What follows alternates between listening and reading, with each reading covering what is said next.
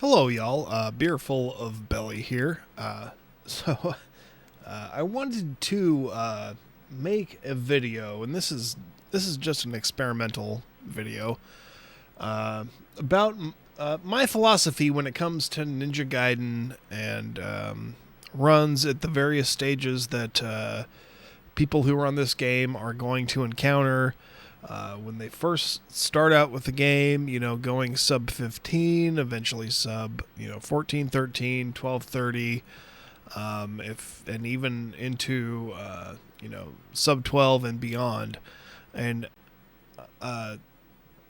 just kind of wanted to give some of my insight into the game after having run this game off and on since 2016. I'm coming up on 5 years now of running this game, and I wanted to make a video about what I like to see and what I don't like to see for new runners, old runners, people who are just starting this game, people who are and have already been running this game, and just my kind of general philosophy for speedrunning this game, as I've have years of experience running this game. I'd kind of like to make a video about certain aspects of this game that I would really like to see runners do in certain parts of their runs. Namely, we just start out here. For any new runners out there, running this game your way is A-OK. So what I mean by that is when you begin to run this game, any strats that you need to develop to get you through the game are absolutely fine. I know a lot of speedrunners come into the game and they look at tutorial videos. They watch Arcus or Retro Runner, maybe Becco, the top 3 runs, and they want to emulate those strategies. And while that is okay, at the very beginning of the very beginning stages of running this game, that can be very difficult. I would encourage that watching those videos, watching tutorials is absolutely beneficial, and emulating those strategies are fine. But when you're starting out the game and you're only beating Ninja Gaiden in 20 minutes, and you maybe want to go for a sub 15, run the game how you feel comfortable. The strategies that you employ when you're a beginner are absolutely okay. You don't have to you don't have to emulate these world record strategies at all. And I actually think that would be very discouraging if if you were to emulate world record strategies from the very beginning. And while it's okay to do that and to start getting that practice for sure, Ninja Gaiden is a game that doesn't lend itself to perfection right out of the gate. Any strategies that you need to do to complete the game in under 20 minutes, go ahead and develop your own strategies. Especially with trolls, you'll see Hammer Brothers many times. The development of visual cues and dealing with Hammer Brother trolls is important, and it will be throughout your Ninja Gaiden journey.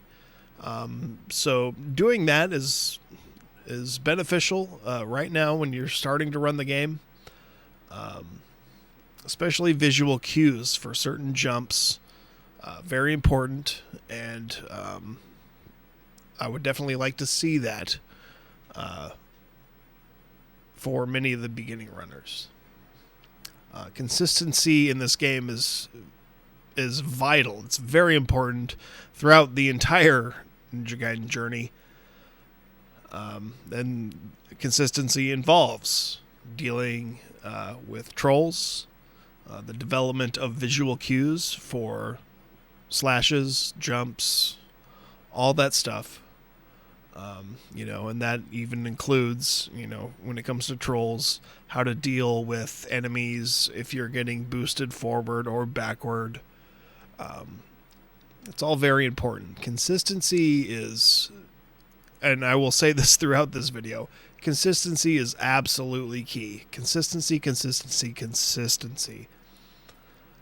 So, you've now gone sub 13. You're maybe looking to go sub 1230 to get your ninja license. There's definitely going to be a change in the strategy and your philosophy as you approach the game. But I still want to maintain that world record strategies for getting a ninja license are not needed. There are some very difficult strats, and people who would, set out to have a ninja license as their main goal will want to copy and emulate, the top runners and their strategies. And some of those strategies are very difficult and take a lot of time to master.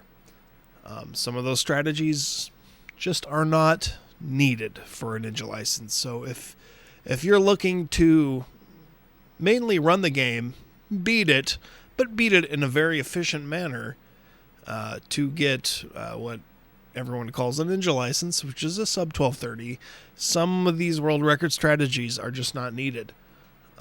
What is needed in Ninja Gaiden are clean stages, and by that I mean consistency. Wall climbing isn't necessary. It begins to become a thing. It's not important. There are some easier strats that you can implement to get your sub 1230 in a more efficient manner, for sure.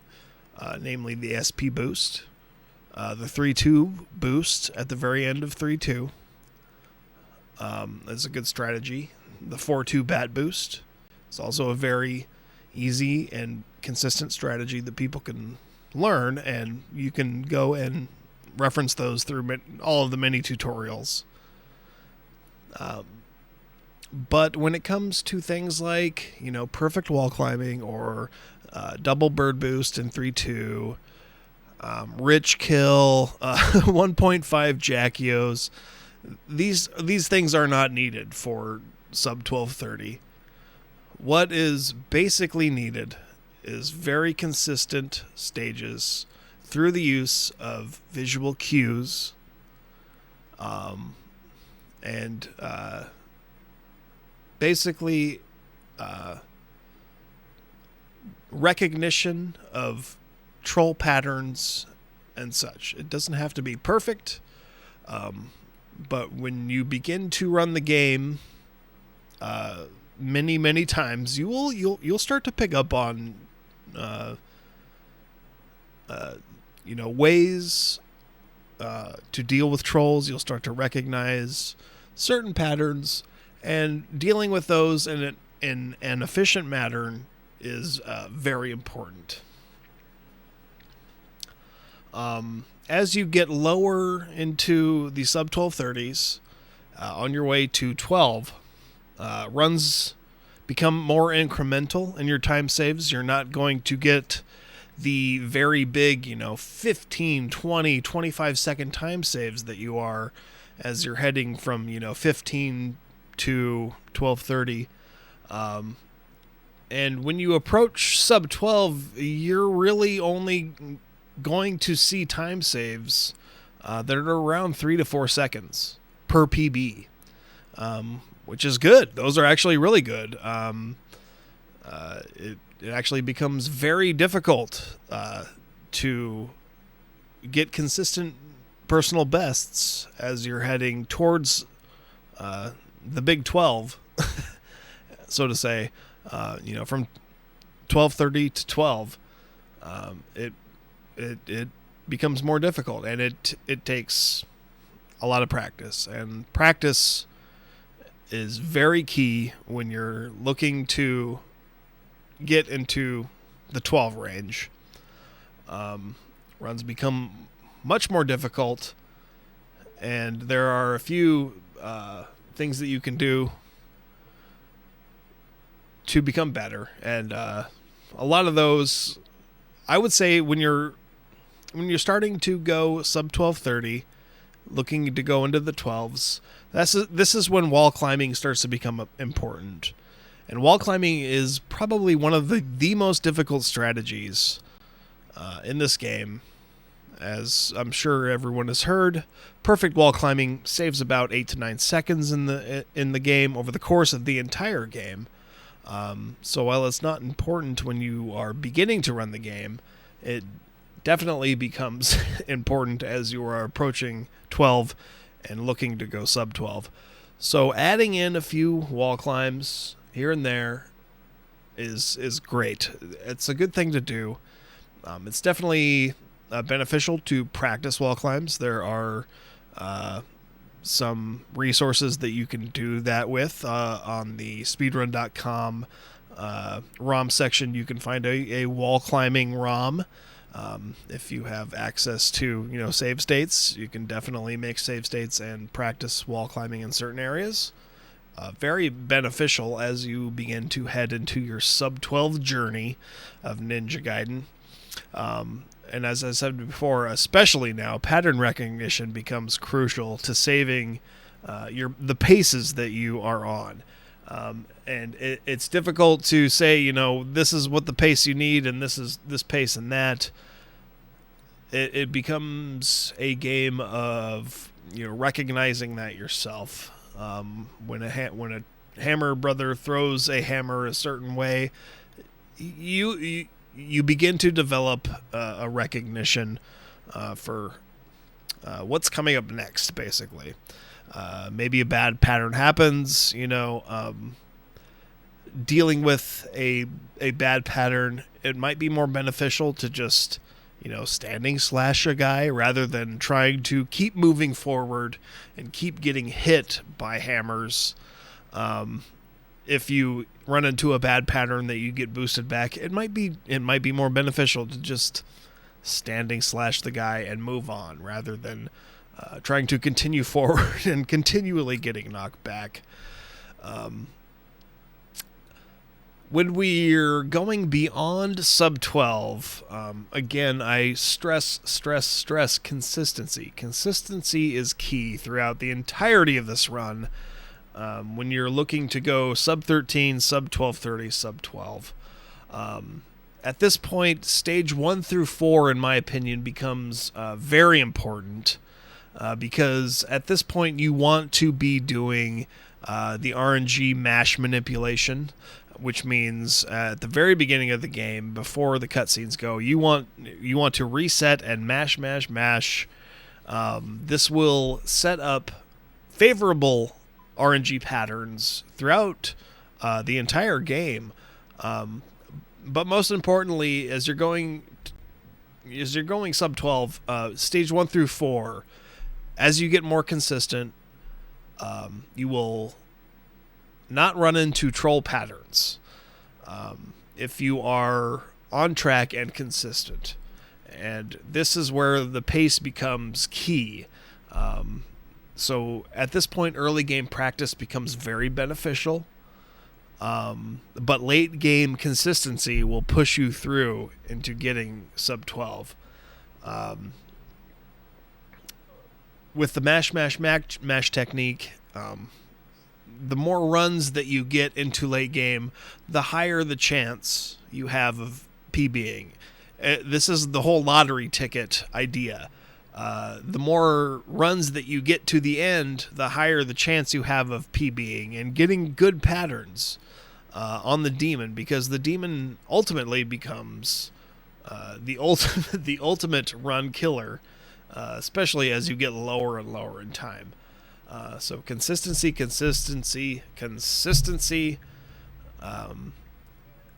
Getting very good early game patterns will push you through into the late game with a good pace, and then practice at the demon, and mashing at Jackio, of course, is where I'm coming up next. Slash mashing becomes a thing. So going into sub 12, thumb mashing is still acceptable, in my opinion. And I mean, several runners, especially Ohan and Aguas, have shown this. Thumb mashing is absolutely acceptable if you're looking to go sub 12. It's not crucial that you begin to do the one-handed mash technique, but if you are looking to keep your paces into Jackio and the Demon, one-handed mashing definitely becomes beneficial and good to start to practice. You may even want to start to practice that heading into sub 1230. And this is also the point where advanced strats become important. SP boost, maybe butt clench cliff. You're looking at, standard kill Massacre, very important. Very difficult to learn and very hard to get. It's very big part of the game to practice, even for me, still into this day. But world record strats, double bird boost, not important. Eggs Benedict, not important. 1.5 Jackio, not important. One of my most recent PBs was an 1148, and it had a 3-round Jackio. What is important is consistency. Getting, these strats like the SP boost. Not necessarily the butt clench cliff, but you can get the boost at the end of 3-2. Getting a very good Massacre, which doesn't necessarily mean standard kill, but getting something very close to it become important. And if you want to start to implement one-handed mash techniques, that might save your pace heading into Jackio and the Demon. If you might be behind a little bit, but get a very good Jackio and Demon, that could very well mean that you get the sub 12. But like I said, advanced strats, they become important, but missing a few of them is not a big deal.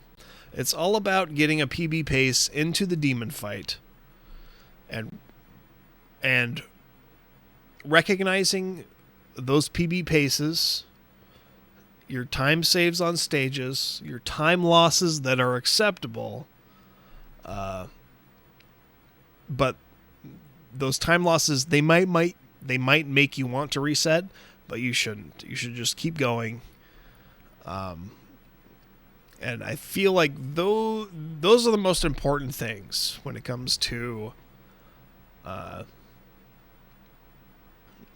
your overall philosophy of speedrunning this game in Ninja Gaiden. That's what I like to do. I also like to, if I'm on a very good pace, my mentality, everyone gets nervous, the adrenaline starts going. I've gone through it so many times, and I still do. Still do go through these, the adrenaline rush of having a really good pace heading into the Demon. I always try to have the mentality that what I'm doing is merely practice, and what I've practiced for years now. So if I'm on a really good pace, I try to calm myself down by saying, this is just practice. Just do what you've practiced for years. And that might also help you a little bit. And also, you should definitely practice. Practice, practice, practice. Practice breeds consistency. Consistency breeds PBs. And that is really all I can say about my approach and what I think is required for certain times in this game, and for people to be successful in reaching the sub 12 goal at the very least. If you ever have any questions, I love discussing this game. please feel free to hit me up on speedrun.com through the message board. You can whisper me on Twitch. If you can find me on Discord, feel free. I'm always down to discuss the game, answer any questions that you might have about strats, visual cues, whatever. Feel free to do that. I'm available, and I hope and wish you the best in your Ninja Gaiden journey. And I hope this video helped. We will see you later. Bye.